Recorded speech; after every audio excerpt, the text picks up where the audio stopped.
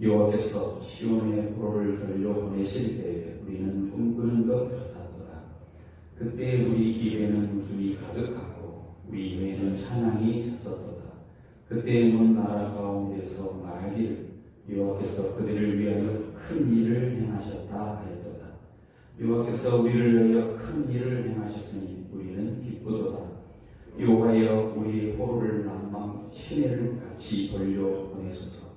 눈물을 흘리며 씨를 부리는 자는 기쁨으로 거두리로다.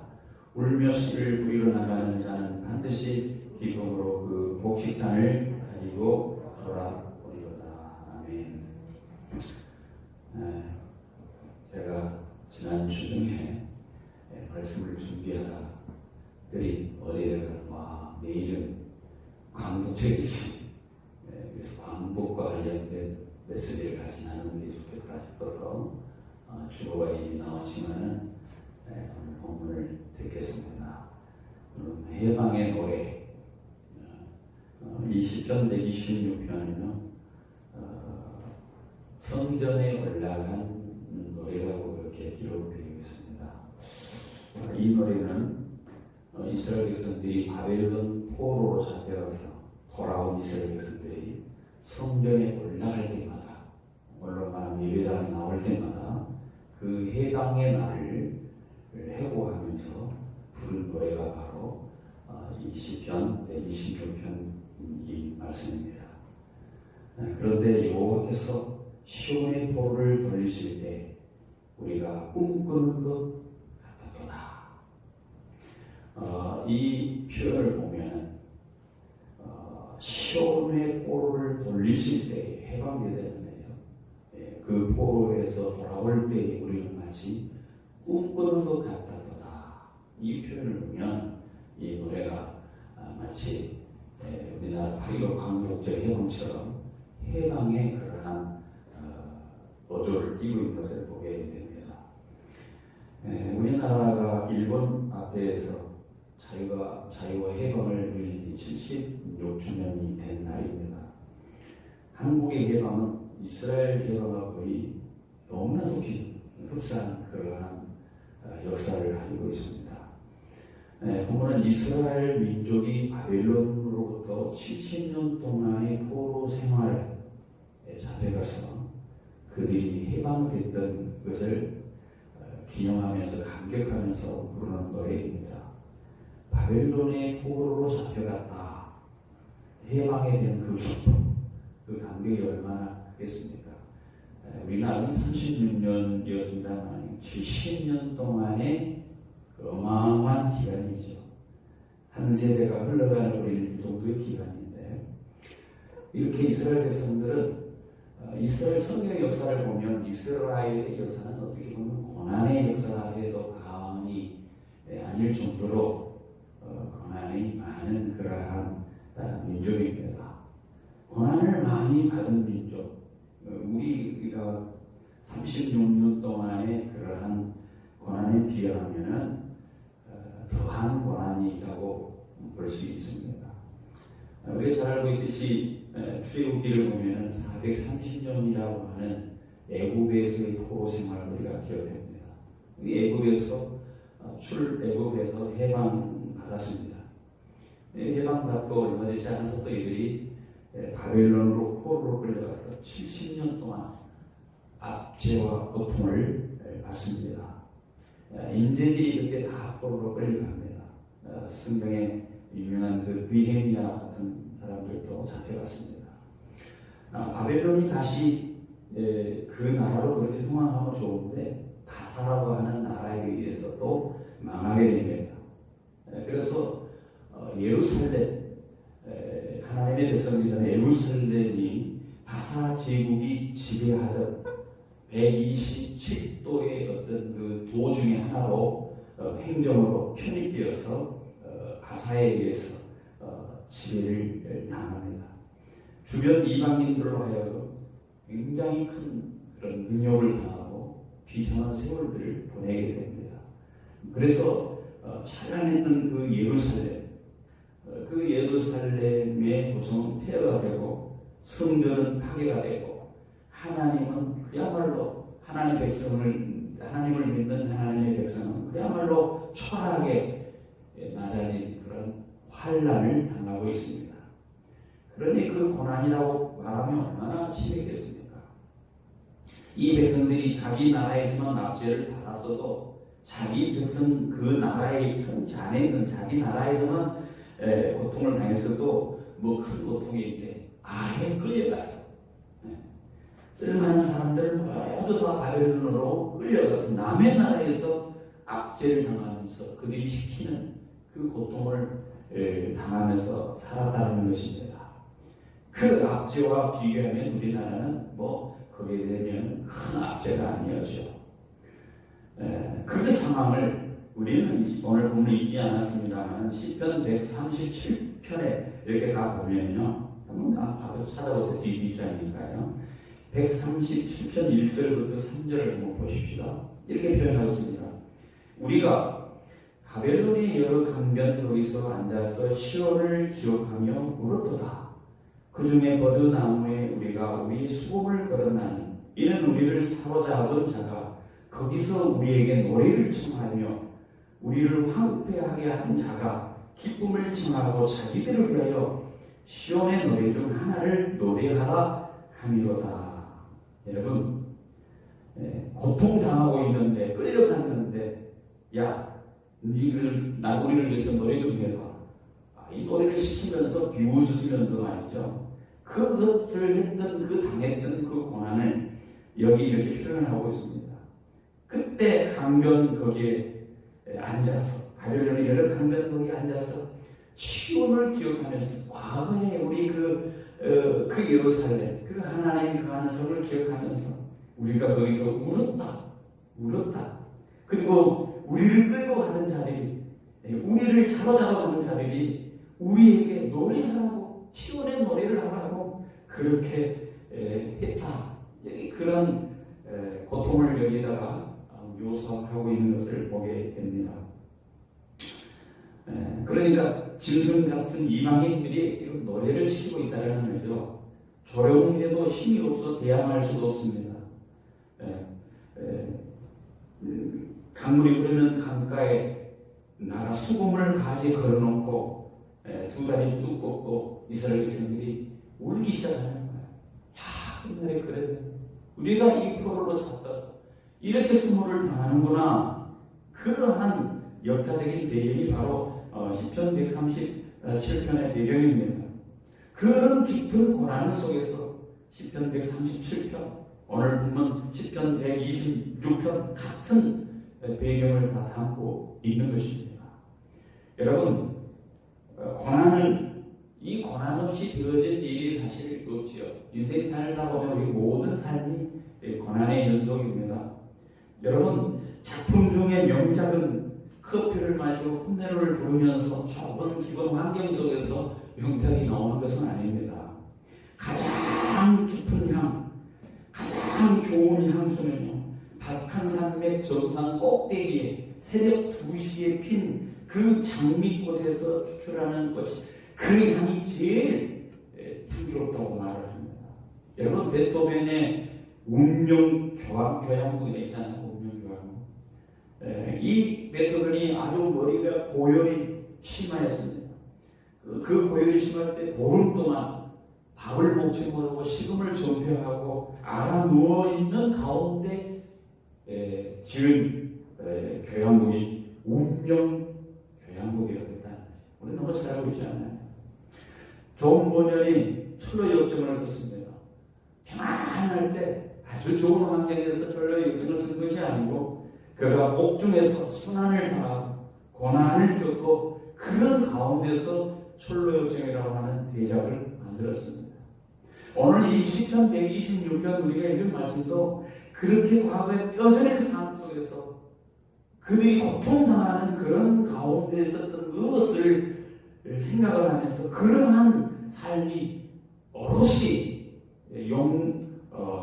영행된 언어로 표현된 바로 감격의 시가 바로 시편 126편이라는 것이죠. 우리나라도 마찬가지죠.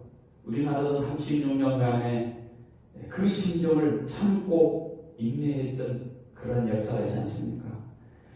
그때는 인권도 없습니다. 자존심 따위도 상상할 수 없었습니다. 1905년 일본 이토 히로부미가 외교부를 박탈을 했습니다. 대외적으로 할 수 있는 것이 아무것도 할 수 없었습니다. 모든 것이 다 박탈된 상황이었습니다. 일본이 다 모든 일을 맡는다. 일사 보호조약을 체결하고 너희들은 우리가 다 할 거니까 너희는 가만히 있어라. 일본이 모든 통치권을 행사했습니다.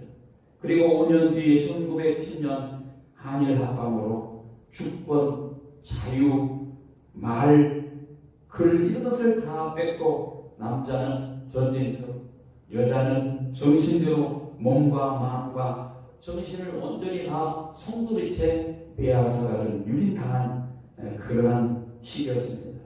그때부터 독립을 꿈꾸던 독립운동이 시작된 것입니다.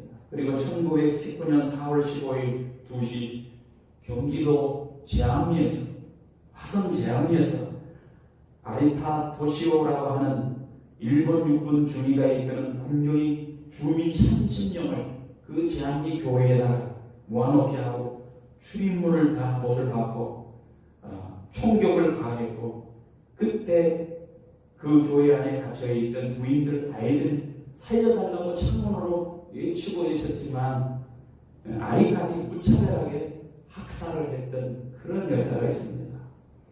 그리고 인근 수천리 교회와 화수리 교회 민가 31채를 전부 다 불을 태우고 그것을 사람들을 죽이는 그것이 후에 그 만행이 캐나다에서 온 의료 선교사인 스코필드 박사가 공개해서 그 사실을 살인으로서 알림으로써 만방에 드러나게 된 것입니다. 그래서 후에 스코필드 박사는 죽은 뒤에 외국인으로서 우리나라 국립묘지에 안장되었다라는 것이죠. 수없이 많은 생명이 우리가 보면 조국을 위해서 독립투쟁의 목숨을 잃었습니다. 도산 안정을 하는 사람 우리가 잃을 수 없습니다.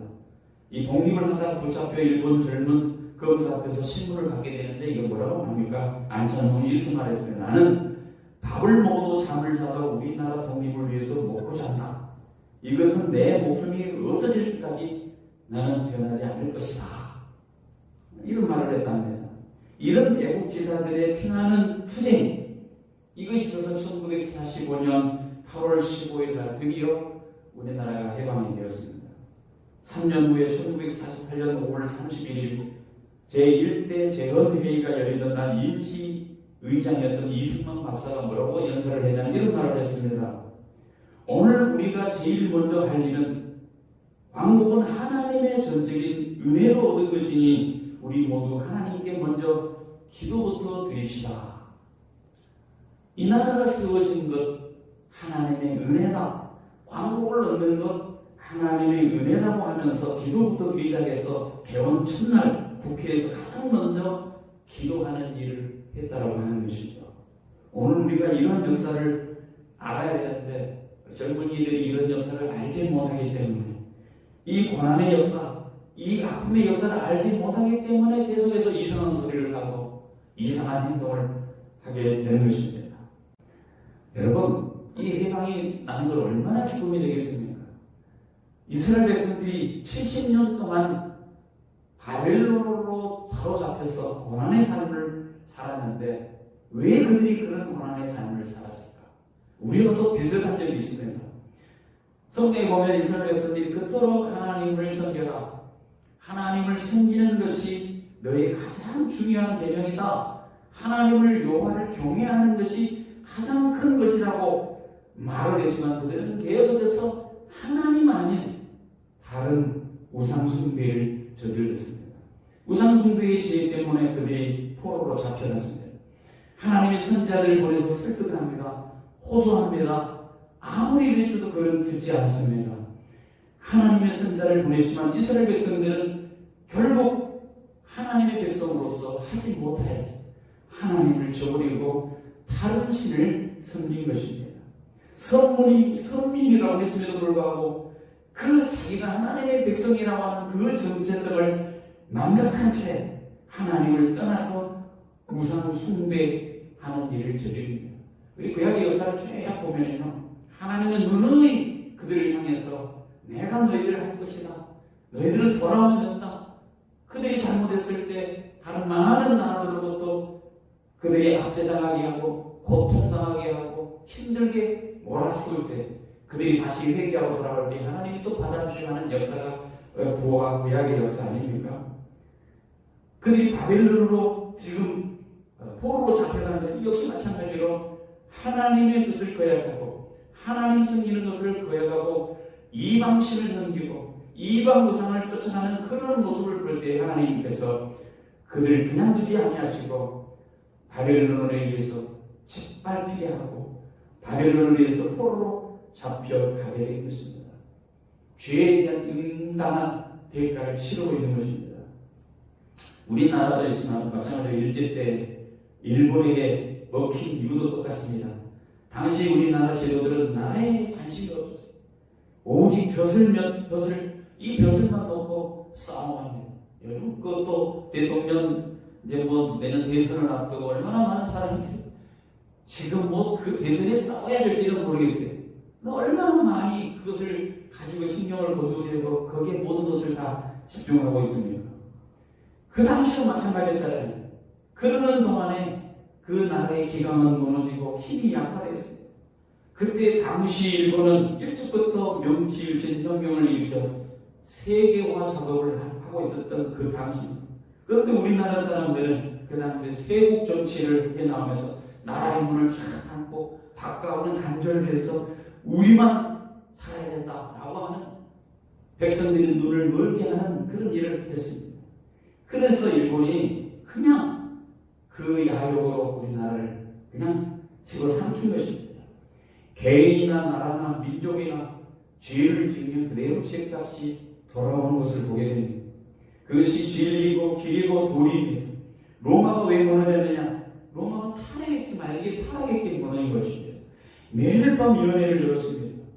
한 곳에서 실컷 먹고 마시고 약 먹고 토하고 또 다른 데 가서 또 먹고 마시고 토했습니다. 그러니 이 로마라는 나라가 온전히 있겠습니까? 그래서 결국 로마는 어느 날 전쟁으로 망한 것이 아니라 나라를 지탱할 도덕적인 힘이 없었어요. 나라를 지탱할 그런 어떤 도덕적인 기준이 무너지니까 로마라는 그 큰 나라가 소리 없이 무너져 내렸다라고 역사학자 에드워드 기본이라고 하는 사람이 로마의 패망의 원인을 그렇게 결론을 내렸습니다. 여러분, 그럼 우리는 죄를 짓는 것이 얼마나 잘못인가를 알게 됩니다. 물론 지금 20편, 126편에서도 이스라엘 백성들이 이 하나님에 대한 감격, 해방의 기쁨에 대해서 노래를 하지만 그들이 그렇게 되기까지 그들이 저지른 그 죄를 우리가 간과해서는 안 된다는 것입니다. 개인도 국가도 백성도 죄를 지으면 반드시 심판이 난다는 겁니다. 이스라엘 백성들이 그토록 하나님을 섬겨야 될 백성들이 우상을 지독하게 섬겼습니다. 하나님 그 가장 큰 죄악이 뭐냐? 하나님 외에 다른 신을 마치 하나님처럼 섬긴 것입니다. 이스라엘 백성들이 출애굽에서 나와서 그들이 모세가 시내산에 올라서 신의 계명을 받을 때 이스라엘 백성들이 제일 먼저 아론의 주칙에 대해서 무엇을 했습니까? 우리에게 신을 만들자, 우리가 신을 하나를 만들자 해서 금송아지를 만들었던 백성 아닙니까? 인간 본성에는 하나님 외에 다른 어떤 신을 주려고 하는, 그래서 스스로를 위안받고 스스로 평화를 누리고 하고 스스로 행복해지려고 하는 그런 욕망이 끊임없이 있다는 것을 우리가 알게 됩니다. 그러나 그 죄의 대가도 분명히 있다라고 하는 사실입니다. 하나님 앞에서 지은 죄뿐만 아니라 도덕적으로 타락한 그 모든 죄에 의해서 하나님의 선지자들 많이 무섭게 경고했지만 백성들은 그 기회를 잊어버리고 그 기회마다 무시하고 결국 70년간의 바벨론에 의해서 포로 생활을 받는 그런 심판을 받게 되는 것입니다. 자, 오늘 제가 이 이스라엘 역사와 한국의 이러한 역사를 장구하게 설명한 이유가 무엇이십니까? 오늘 본문이 주는 교훈이 이겁니다. 1절에 보니까 여호와께서 시온의 포로를 돌려보내실 때 우리는 꿈꾸는 것 같았더라. 이스라엘 백성들이 해방을 누릴 때에 이 해방이 갑자기 이루어졌겠습니까? 그렇지 않다는 거예요. 하나님께서 그 바벨론의 그 강력한 가운데서 어느 사람이 감히 대적할 수 없는 그 불가능한 상황에서 절망되어서 살았는데, 그런데 너희들은 너희 나라로 돌아가라, 이 명령이 떨어진 거예요. 이 일을 누가 했느냐 말이죠. 하나님이 그렇게 했다는 거예요. 그들이 갑자기 이루어진 것이 아니고 하나님이 그렇게 하니까, 하나님이 시온의 포로를 돌려 보냈을 때 우리는 꿈꾸는 것 같다. 이것이 도대체 있을 일이었느냐? 도저히 상상하기 어려운 일이라는 거지. 너희 나라로 돌아가 명령이 떨어졌을 때에 그 해방이 주어진 것, 그들이 상상하지 못했던 것을 마치 꿈꾸는 것 같았다라고 그렇게 고백하는 것을 보게 됩니다. 여러분, 이스라엘 못지않게 우리 민족이, 우리 교회들이 일본에 당한 시련 고통은 이루 말로 표현할 수 없다는 거예요. 일본은 강도처럼 이 땅을 뺏어가지 않습니까? 1910년 8월 20일 합방식품의 공출이라는 일명하에 모든 사람들이 그 쌀을 뺏어갑니다. 농사를 지면 쌀을 뺏어갑니다. 나이 많은 사람들은 보국되어 젊은 사람들은 징용으로 112만 명이나 되는 사람들이 탄광으로 공장으로 끌려가서 천한 일을 시켰습니다. 학생들은 학도병으로 끌려가고 총말맞이가 되게 했고, 여자들은 정신대로 끌려가고, 중국을 침략하면서 우리나라를 마치 군수 기기화하는 것뿐만 아니라, 여러분 1940년 2월에는 창씨 개명을 하도록 했다는 거예요. 우리가 지금 이제 이름이 많이 다 바뀌었습니다만, 옛날에는 무슨 자, 순자, 말자, 무슨 자랑 이름 다 이거 일본에서 나온 유래된 그런 그 이름 아니겠습니까? 그래서 진용징접을 가서 이름 고치지 않으면 진용징접의 우선 대상자가 되었기 때문에 그 당시 한국인의 90%가 창씨 개명을 했습니다. 교회에 대해서도 수단과 방법을 가리지 않고 교회를 파괴했다는 거예요. 교회 안에 가미다나라고 하는 귀신다리를 설치해놓고요. 먼저 예배드리기 전에 거기에다가 먼저 절을 해야겠다, 이렇게 함으로써 우상을 섬기게 하는, 우상의 장소로 변질시키는 그런 일을 감행을 했습니다. 그때 신사참배에 불응하고 반대하는 목사님, 신사참배를 할 수 없다라고 했던 그러한 교인들이 수없이 다 잡아가고 감옥에다 가두고 죽이기까지 했습니다. 생각하면 생각할수록 세월이 지났지만 일본에 대한 감정은 잊어버리기 어려울 정도로 그러한 감정입니다. 어떤 분이 이런 재미있는 얘기를 했습니다. 어느 분이 이 항해를 하는데 그 항해짐이 파도가 치고 너무 많아서 딱 3사람이 이 배에서 내려오면 되겠다라고 했다는 거예요. 그때 영국 신사가 나가지고 탁 서가지고 영국이여 영원하라 하면서 바다에 탁 빠져들어갔어요. 두 번째 미국의 청년이 탁 나오더니 God bless America 하면서 탁 바다에 탁 들어갔습니다. 대한민국 청년이 탁 나가는 거예요.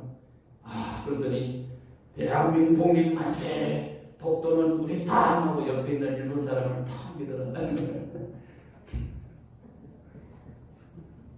3명이 그래서 왔는데 감정이 그렇게 조금 재밌게 하자고 하는 표현인데, 지금도 얼마나 많은 한일 감정이 안 좋습니까? 그거 사과해도 사과 안 하고 있습니다. 올림픽 때 독도 표시를 자기 거기다 살짝 희미하게 이렇게 그려서 넣고, 이런 모습들. 그리고 많은 그런 고통을 우리에게 주지 않습니까? 여러 가지 경제적인 제재도 하기도 하고, 소년상을 세웠다고 그거 가서 거기 나쁜 짓을 하고 철거해달라고 별짓을 다 하고, 정말로 오랜 시간이 지났지만 정말로 용서하고 싶은 마음이지만 용서가 잘 안 돼. 그래서 축구 경기나 게임하면 다른 나라한테는 저도 괜찮아. 그런데 일본은 목숨을 걸고라도 그냥 싸워야 된대. 이게 한일 감정이 아직도 그대로 남아있는 겁니다. 얼마나 많은 고통을 당했으며 얼마나 많은 그런 아픔을 당했으며 그것을 그것도 사과를 못 받았으면 그런 감정이 아직도 있겠습니까? 아직도 복도가 자기의 땅이라고 믿고 있습니다. 분명히 하나님께서 간섭하실 거라고 믿습니다. 우리는 이 역사 가운데 그 지난날 과거를 잊어버리지 버리지 않고 용서하되 참고 하나님의 뜻을 우리가 하나님의 간섭을 기다릴 줄 믿습니다. 이스라엘 해방이 어느 날 갑자기 이루어졌듯이 사실 우리의 해방도 어느 날 갑자기 이루어졌습니다. 바벨론처럼 일본이 그 당시에는 너무 강했습니다. 당시 일본은 진주만의 전투기를 띄워서 미국을 공격할 정도로 굉장히 힘이 있었습니다. 대동아 전쟁을 선포할 정도였습니다. 중국도 아시아 여러 나라들도 이 일본에 대해서 속수무책이었습니다. 그때 우리나라는 그 중에서 약하고 힘이 없는 나라였습니다. 그런데 어느 날 일본 천황이 한국 성명서를 낭독하며 해방령이 떨어졌습니다. 그러니 이 해방은 우리가 생각하면 갑자기 온 것입니다.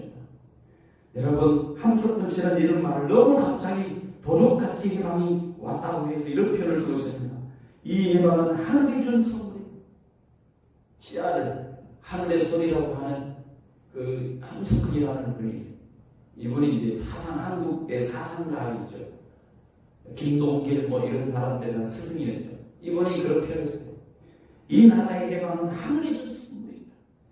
여러분, 이스라엘 해방도 하나님이 준 선물이었어요. 이스라엘의 해방, 우리의 해방 거의 비슷합니다. 그때 어떤 일이 벌어졌느냐, 오늘 26절에 그때 우리 교회는 웃음이 가고 우리 교회는 찬양이 찼습니다. 열방 중에 말하기를 여호와께서 저희를 위하여 대사를 합니다. 여호와께서 대사를 하겠다.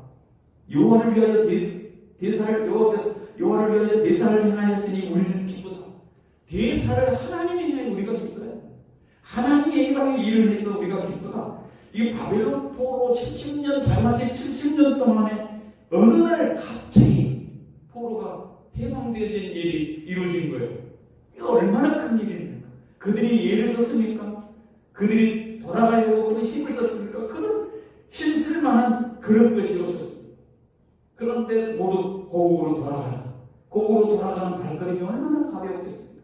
그래서 시인은 그들의 입에는 웃음이 가득하였고 회에는 찬양이 가득 찼습니다. 웃지 말라 해도 막 웃음이 나오는, 기쁨의 노래가 나오는 거예요. 만세라는 그런 마음이 노래가 나오는 거예요. 우리나라 해방도 그랬을 거라는 거예요. 해방의 날은 환희의 날입니다. 통제 생활에서 가장 큰 열망이 뭡니까? 통제를 받는 하지 말라는 그 가운데 가장 큰 열망이 자유. 내게 자유를 해라. 요즘 뭐 저 유럽 쪽에서는 코로나 백신 맞으라니까 우리는 안 맞겠다. 자유를 해. 마스크 쓰라니까 우리에게 자유를 해. 이 마스크를 쓰는 게 뭐 억압당해서 큰 일을 하는 것처럼 자유를 달라. 이게 해방을 노래하고 그들이 해방을 주장하고 있지 않습니까? 우리나라도 바로 그랬을 거라는 거예요. 얼마나 억압당했습니까? 그 자유를 열망했던 사람들에게 자유함이 있다는 건 얼마나 큰 기쁨이 되겠습니까? 36년이라고 하는 그렇게 긴 기간을 살다가 해방을 받았습니다. 저는 이 해방의 이 날을 생각하며 다시 한번 보고자 하는 것은 나라의 해방도 중요한데 좀 더 높은 차원의 해방을 한번 생각해 보자 하는 거예요. 이 해방이라는 개념은 좀 더 넓은 관점이 있어요. 또 자유라는 개념 가운데 생각해 보자고 하는 거예요. 8.15 해방은 우리에게 준 것은 정치적인 자유뿐만 아니라 물론 이것만으로 참 자유를 누릴 수 없어요. 정치가 자유됐다. 이것이 참된 자유가 아닙니다. 역사를 보면 인간은 자유를 얻기 위해서 굉장히 많이 투쟁을 해왔습니다. 패트릭 헤리라고 하는 사람은 자유 아니면 죽음을 달라. 그 외침의 인류의 소망이 참 자유였다라는 사실을 우리가 알게 됩니다. 그런 관점에서 인류의 역사는 자유를 얻기 위한 투쟁의 역사예요. 자유를 얻기 위해서 투쟁의 역사. 그러나 인간은 지금 무엇에 얻기 위해 살고 있습니까? 자유합니까? 어떤 가정은 가정에, 어떤 사람은 가정에 얻기 위해 살고 있습니다. 어떤 사람은 직장에 얻기 위해 살고 있습니다. 어떤 사람은 돈에 얻기 위해 살고 있습니다. 어떤 사람은 버리지 못하는 습관에 얽매여 살고 있습니다. 우리는 과연 무엇에 얽매여 살고 있습니까? 자유가 뭡니까? 제한받지 않는 것을 말합니다. 내가 남을 제한하지 않는 것뿐만 아니라 남에게 내가 제한받지 않는 것이 자유입니다. 자, 이 세상에서 정치, 경제, 사회, 언론, 집회, 결사의 자유를 얻기 위해서 투쟁을 하고 있습니다. 그러나 더 중요한 것이 있습니다. 그것은 바로 영적인 자유를 주님께서 오신 목적이 무엇입니까? 우리에게 그 자유를 주시기 위해 오셨다는 겁니다. 우리의 자유는 우리의 자유를 빼앗는 것이 무엇입니까? 성경에 보면 죄가 우리를 자유를 빼앗습니다. 사탄 마귀가 우리를 자유를 빼앗습니다. 요한복음 8장 44절에 보니까 마귀는 처음부터 살인하고 진리가 그 속에 없으므로 진리에 서지 못하고 거짓을 말할 때마다 제 것으로 말하니 이는 저가 거짓말이고 거짓의 아비. 진리가 우리를 자유케 한다고 했는데 사탄에는 진리가 없는 것, 거짓입니다. 그러므로 이 사탄은 우리의 자유를 뺏으려고 요한복음 10장 10절에 보니까 도둑이 오는 것은 죽이고 멸망시키기였다. 우리가 하나님이 주신 자유를 누려야 되는데, 주님이 주신 그 평강, 그 평안을 누려야 되는데, 그 영생을 누려야 되는데, 더 풍성한 삶을 얻기 위해서 주님이 오셨는데, 우리가 그 생명을, 그 자유를 누구에게 빼앗깁니까? 사탄 마귀에서 빼앗길 위기에 놓인 사람들이 있다는 것입니다. 하나님을 알지 못하면, 예수를 알지 못하면, 예수님이 주신 참된 그 자유를 누리지 못하고 그 자유에 박탈당한 삶을 살 수밖에 없습니다. 우리의 죄가 우리를 묶고 억압을 합니다. 물론 사회적인 그러한 경제적인 그러한 또는 어떤 사회 죽음이 우리를 억압할 수도 있습니다만 근본적인 억압은 우리의 영혼에 대한 억압입니다. 죄가 우리를 묶고 억압합니다. 요한복음 8장 34절 죄를 범하는 자가 죄의 종이다 이렇게 말합니다. 죄를 범할 때 죄가 시키는 대로 한다는 거예요. 죄에 의해서 시키는 그 따르는 그 몸에서 그리스도께서 우리를 자유케 하시려고 갈라디아서 5장 1절에 보니까 그리스도께서 우리를 자유케 하려고 자유를 주셨더니 그러므로 구속에 서서 다시 종의 멍에를 매지 마라. 죄의 종에 매지 말라는 그런 메시지가 있습니다. 자, 오늘 그러면 우리가 구체적으로 어떻게 우리가 참된 자유를 얻을 수 있느냐? 세상에 맛보지 못한 세상에 줄 수 없는 어떤 참된 자유를 어떻게 우리가 누릴 수 있느냐? 요한복음 8장 32절에 보니까 진리를 알지 진리가 너희를 자유케 하리라. 여러분, 많은 사람들이 말씀을 무시합니다. 말씀에 대해서 잘 모릅니다. 말씀을 덮어버립니다. 그리고 자기 생각, 자기 사고방식, 자기가 가졌던 그러한 과거의 습관, 그걸로 그냥 속도로서 살아간다고 말합니다. 도대체 진리가 무엇입니까? 성경은 진리를 예수라고 말합니다. 예수님이 진리입니다.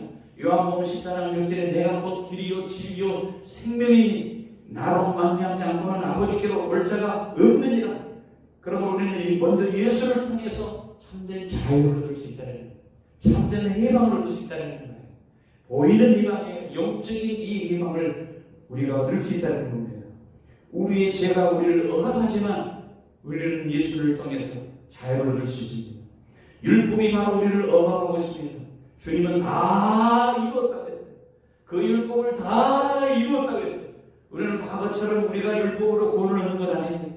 우리가 착한 일을 함으로써 우리가 자유를 얻는 게 아닙니다. 주님이 주신 그 해방으로 말미암아, 주님이 주신 그 은혜로 말미암아, 주님이 주신 그 율법의 해방으로 말미암아 참 자유를 누리게 되었다는 것입니다. 더 무서운 것이 있습니다.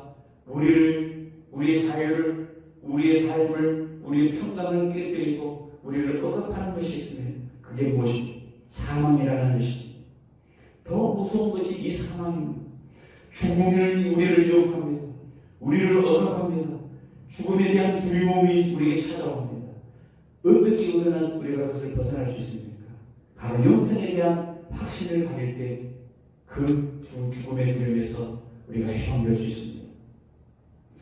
우리가 참 자유를 얻어서 왕국에 누릴 수 있는 비결, 우리가 두 가지 확신할 수 있습니다. 하나는 예수 그리스도를 영접하고 영생을 확신하는 겁니다. 요한복음 8장 3절 6절에 아들이 너희를 자유케 하면 너희가 참으로 자유하리라. 예수 그리스도를 영접하면, 영생을 확신하면 우리 속에 세상이 줄 수 없는 행복, 평화, 자유를 누릴 수 있습니다. 또 우리가 성령을 받으면 참 자유를 얻을 수 있다고 요한복음 고린도후서 3장 10절째 말씀, 주는 영이시니 주의 영이 계신 것에 자유함이 있느니라. 진리를 깨달으면 자유함이 있습니다. 너희가 내 말에 거하고 내 말에 내 제자가 되고 진리를 알지니 진리가 너희를 자유케 하리라. 죄에서 해방되고 예수를 영접하면 영생을 얻으면 자유를 누리고, 성령을 받으면 자유를 누리고, 예수님의 제자가 되면 자유를 누릴 수 있다. 이게 바로 예수 믿는 사람의 복입니다. 우리는 이미 얻은 자유와 해방을 이미 우리는 얻은 사람들이에요. 이 얻은 자유를, 이 얻은 해방을 우리는 육체의 죄를 짓는데 기회로 삼지 말아야 됩니다. 갈라디아서 그렇게 말합니다. 너희가 자유를 위하여 부르심을 받았지만 그 자유를 육체의 기회로 삼지 말고 오직 사랑으로 서로 종노릇하라. 내 자유가 남에게 거침돌이 되어서는 안 된다.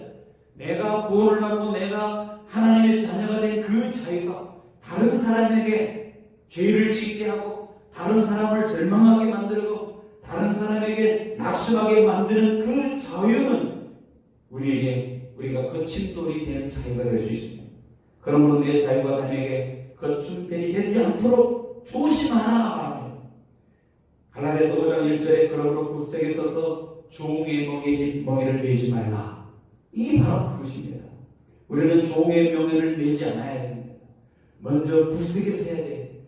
믿음 안에 굳세게 돼야 돼. 반석이신 예수 그리스도 안에 우리의 삶을 건축하고 예수님을 섬기며 그분의 안에 목적을 두고 그분 안을 따라가는 것이 굳세게 서는 것. 그분의 말씀에 거하는 것이 굳세게 서는 것입니다. 주님을 떠나고 말씀을 떠나고 그분을 생각하지 않고 그분을 저버리는 삶은 곧 종의 멍에를 매는 것입니다. 종의 멍에라는 이 멍에라는 말은 짐승의 목에다 얹어놓은 나무들을 말합니다. 여러분 성경의 종의 생활이나 포로의 속박이라는 그 말을 표현할 때 그들이 멍에를 맸다고 그렇게 말합니다.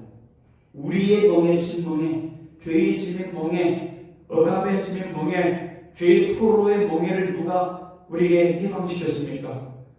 주님이 우리를 해방시켰어요.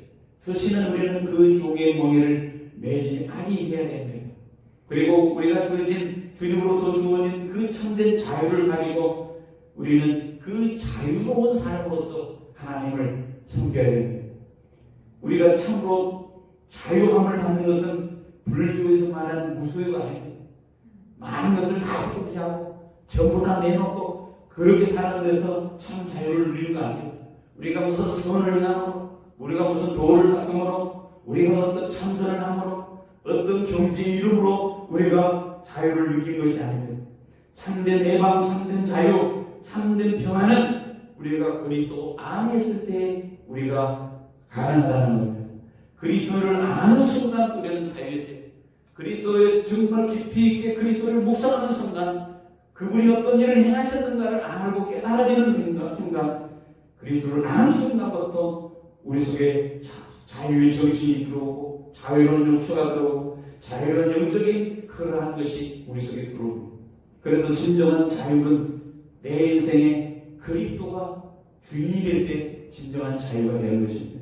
그러기 우리 현재 일이나 장래일이나 우리의 운명의 문제, 내세의 문제까지도 예수 안에 있으면 자유함을 얻을 수 있습니다. 중요한 것은 예수를 떠나면 우리는 다시 당장 그 자유를 빼앗기게 됩니다. 죄를 지게 되면 가장 먼저 우리 속에 평안이 없어집니다. 죄가 시키는 대로 두려움이 찾아옵니다. 죄가 들어오는 그 염려가 들어옵니다. 죽음의 불안이 우리 속에 찾아옵니다.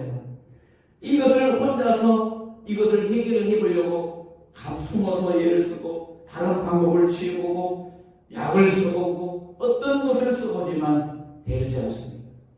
왜냐? 죄의 멍에를 내버리기 때문에 그렇습니다. 그래서 자유를 얻은 사람은 죄의 멍에를 벗고 살 때 예수 안에서 거하는 삶을 살아요.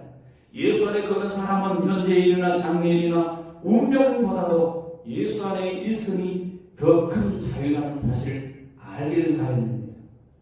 그래서 요한복음 15장 15절에 이제부터는 너희는 종이라 하지 않고 너희를 친구라 하리라. 주님이 우리를 향해서 종이라고 말하지 않습니다.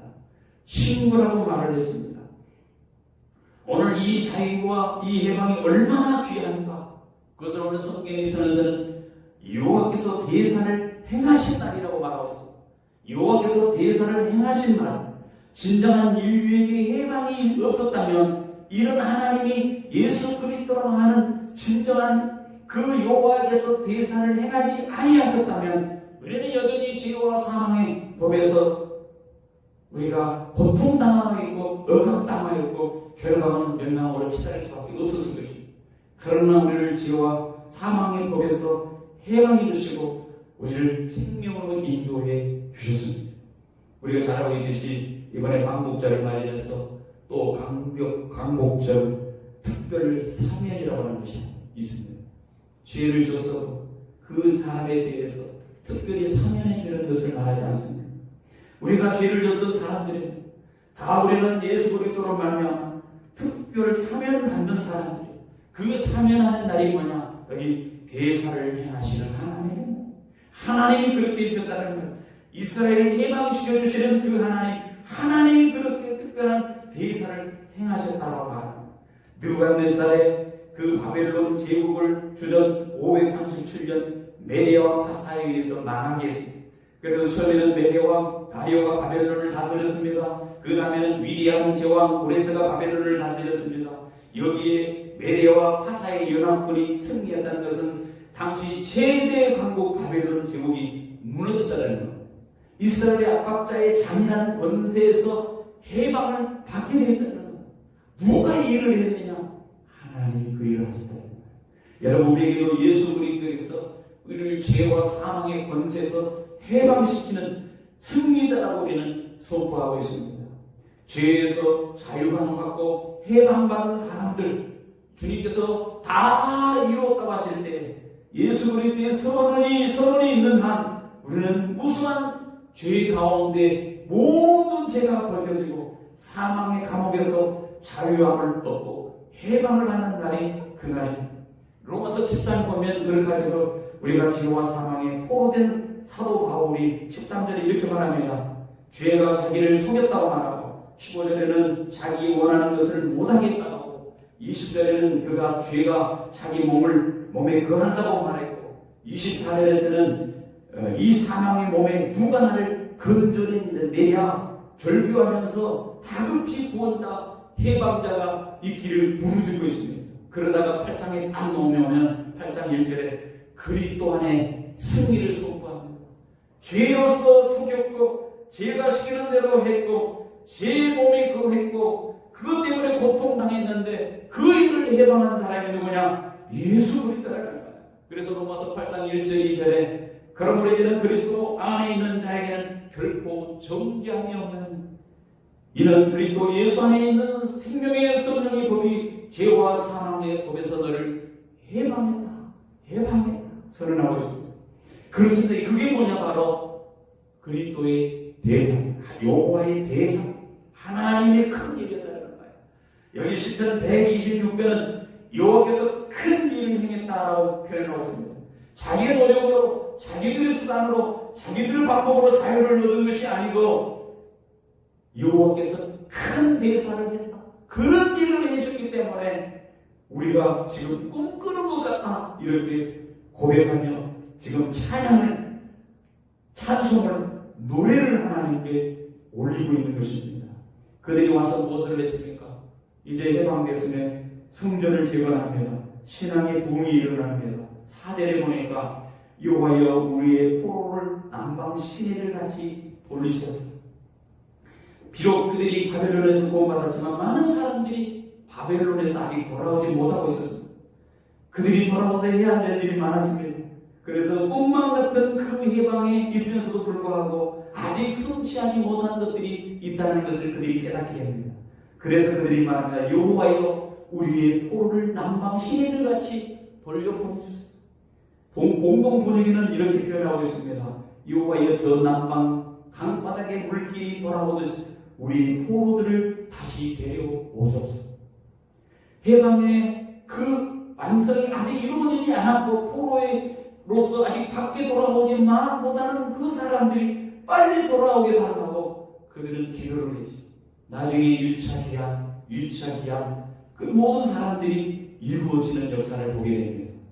여러분, 그들이 돌아와서 한 일이 뭡니까? 전쟁으로 인해서 무너진 성전, 그리고 파괴된 도성, 처절한 민생 생활을 회복시켜 달라고 기도합니다.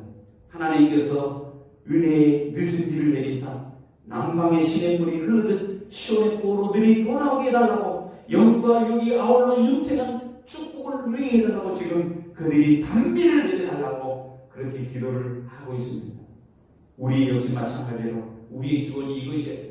우리가 죄에서 해방된 것, 이것이 기쁩니다. 감사합니다. 그걸로 끝나지 말고 아직도 이 죄에서 얽매여서 죄의 종이 됐던 많은 사람들이 돌아오기를 간절히 소원해야 돼요. 주님 앞으로 돌아오기를 간절히 소원합니다. 그것이 우리의 기본이 되어야 됩니다. 그래서 오늘 보면 5절 6절에 보니까 그런 표현이 쓰고 있어요. 눈물을 흘리며 씨를 뿌린 자는 기쁨으로 거두리로다. 울며 씨를 뿌리러 나가는 자는 반드시 기쁨으로 그 곡식단을 가져오리라. 여러분, 구원의 해방의 감격 하나님의 은혜지만 그걸로 우리는 그쳐서는 안 된다는 거예요. 그 번영, 그 부흥은 눈물을 흘리며 씨를 뿌리는 노력 없이는 불가능하다는 거예요. 다시 새롭게 되어지고 우리의 신앙을 다시, 우리의 영성을 다시 회복시키는 일은 눈물을 흘리는 없이, 눈물을 흘리는 씨를 뿌리는 그런 노력 없이 성장을 가져오지 못한다는 거예요. 그래서 오늘 보면 그것을 강조하고, 어떤 눈물을 흘린, 회개의 눈물을 흘려야 되고, 자기 잘못을 뉘우치는 눈물을 흘려야 되고, 지난날 우리의 잘못을 깨닫는 그런 돌이키는 그 눈물을 흘려야 되고, 나아가서 그 눈물이 내 영혼을, 이 영혼을 사랑하는 마음으로 흘리는 그런 눈물이 되어야 된다는 거예요. 유명한 스펄전 목사님이 이런 말을 했습니다. 마른 눈으로 천국에 들어갈 수는 없다. 마른 눈으로 천국에 들어갈 수 없다. 눈물을 안 흘리고 천국에 들어갈 일은 없다는 거예요. 눈물, 은혜의 눈물, 회개의 눈물, 감동의 눈물, 이 눈물은 영적으로 성숙한 신앙으로 인도할 뿐만 아니라 우리의 영혼을 깨끗하게 만드는 눈물입니다. 여러분, 이 눈물을 흘릴 때 치유가 일어나고, 이 눈물을 흘릴 때 회복이 일어나고, 이 눈물을 흘릴 때 내 삶이 변하고, 가정의 삶이 변하고, 자녀의 삶이 변하는 것입니다. 우리는 눈물을 흘려요. 눈물은 생물학적으로 좋더라고요. 눈물이 요즘은 안 나서 인공 눈물을 넣잖아요.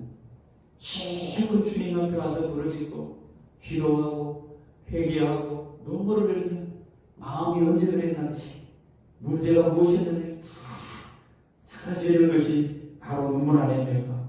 눈물을 흘려야 되죠. 그리고 울고만 있는 것이 아닙니다. 오늘 본문에 보니까 눈물을 흘리는 씨를 뿌리는 자, 씨를 뿌려야 돼요. 울기만 하는 것이 아니라 씨를 뿌리라고 명령하고 있습니다.